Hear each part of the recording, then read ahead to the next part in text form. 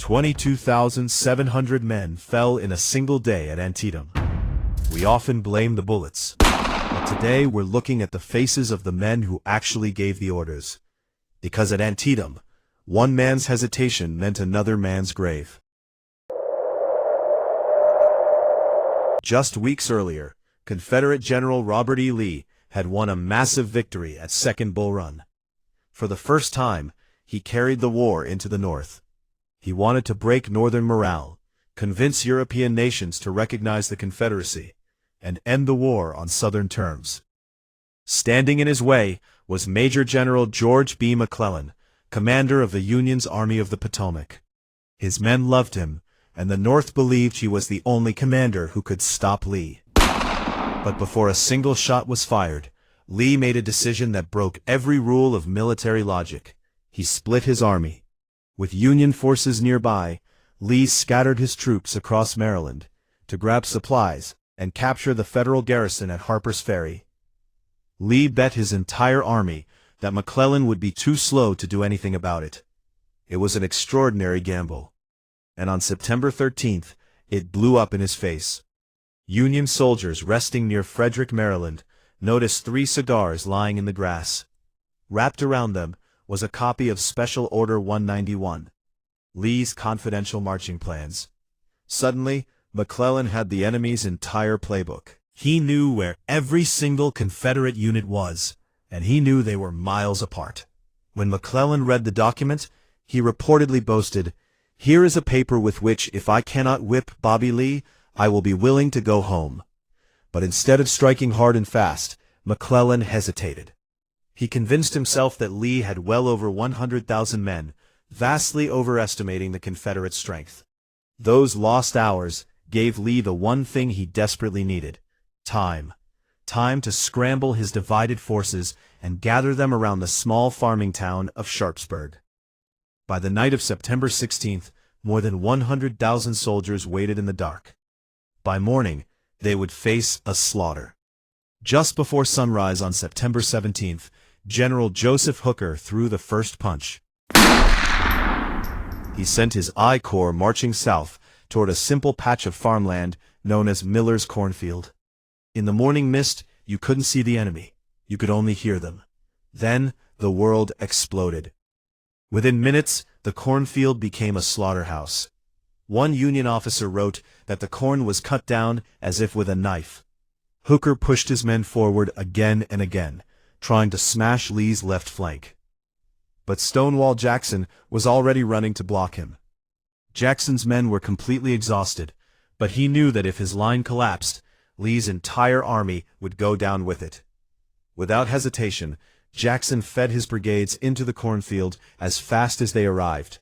The field changed hands repeatedly in a brutal, point-blank struggle. As the fighting worsened, Union Major General Joseph K. Mansfield led his 12th Corps into the chaos. Through the heavy gun smoke, Mansfield saw soldiers ahead and panicked, believing his men were firing on their own troops. He rode forward to stop them. But those troops weren't Union soldiers, they were Confederates.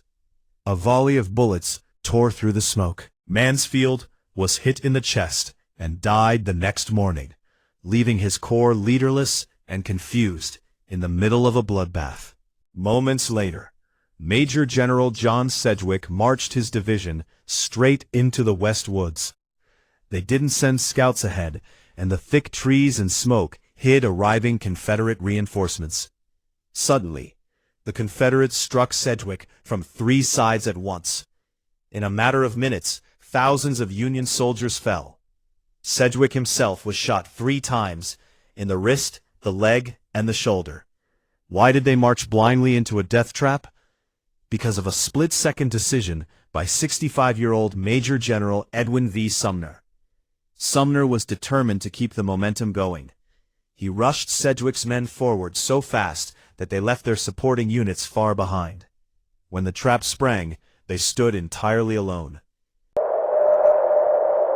As the sun climbed higher, the slaughter in the woods hadn't decided the day, it only moved the chaos. The center of the Confederate line was about to face a test that would turn a simple farm road into a landmark of death. Confederate Major General D.H. Hill realized he didn't need to build walls. The land had built one for him. His men piled into a deeply eroded wagon road, using the high earthen banks as a natural trench. From this cover, Hill's outnumbered division mowed down wave after wave of attacking Union soldiers. To break the deadlock, Union Major General William H. French sent his division in. He didn't find a clever way around.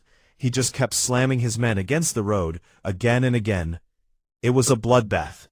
But French's sheer stubbornness began to wear the defenders down and reveal the weak points in Hill's line. That was when Major General Israel B. Richardson saw his chance. He noticed a slight bend in the sunken road that left the Confederate flank wide open. Richardson ordered a charge, striking the exact spot where the defense was vulnerable. Confederates began retreating in panic, while others were trapped and shot down where they stood. It was a massive Union breakthrough, but the victory was instantly cut short. While directing his men, Richardson was struck by fragments of an artillery shell. He was carried off the field and died weeks later. With the center broken, Lee's army was on the verge of being split in half.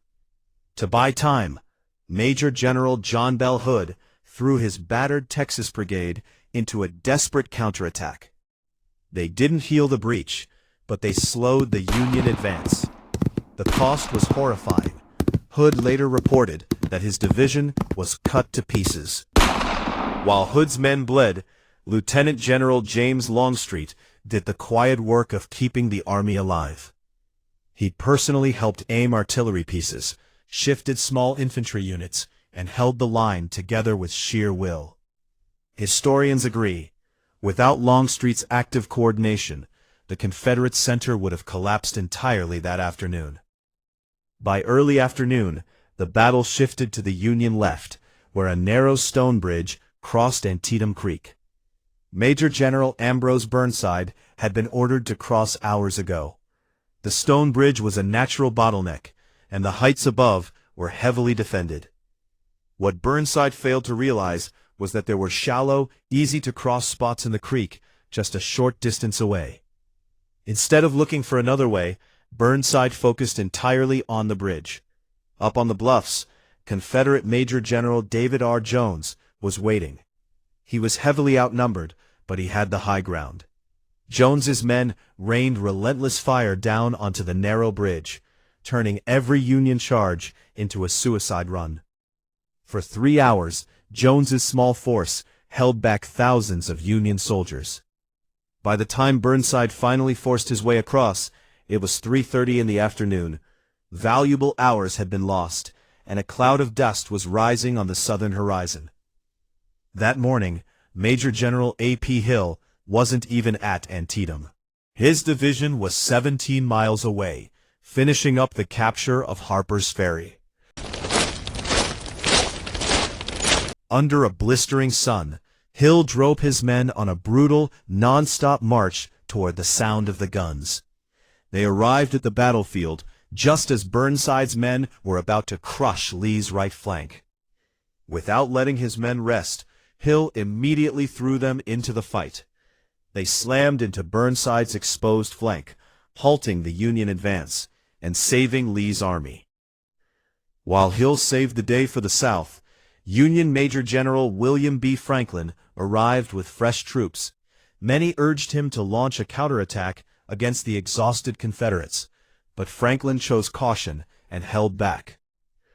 At the same time, Confederate Brigadier General John George Walker brought up his division to reinforce Lee's fragile line. Walker didn't get the glory of A.P. Hill's march, but his timely arrival ensured the Confederate line would hold until nightfall. As the sun finally went down, the firing stopped. Throughout the entire battle, McClellan had kept a massive force in reserve, including the V Corps under Fitz-John Porter. Porter's fresh soldiers stood ready, waiting for the order to strike. But McClellan, still terrified that Lee had secret reinforcements hidden away, refused to send them in. That night, Lee made one last, desperate gamble. His army was bloodied and exhausted, but instead of retreating immediately, he held his ground through September 18th, daring McClellan to attack again. When no attack came, Lee quietly slipped back across the Potomac River. His invasion of the North was over. Tactically, Antietam was a draw, but strategically, it changed the course of human history. Because Lee was forced to retreat, President Abraham Lincoln had the victory he needed. Just 5 days later, he issued the preliminary Emancipation Proclamation, declaring that all enslaved people in the rebelling states would be free. The war was no longer just about keeping the country together. It was a war to end slavery. Antietam was decided by bullets, yes, but mostly it was decided by human choices. A general who attacked too quickly, another who waited too long, a desperate march, and an order that never came. Which general made the single most consequential decision at Antietam, and why? Tell us your thoughts in the comments below. If you believe history is best understood through the people who lived it, subscribe to Antique Visions, because every old photograph has a story waiting to be remembered.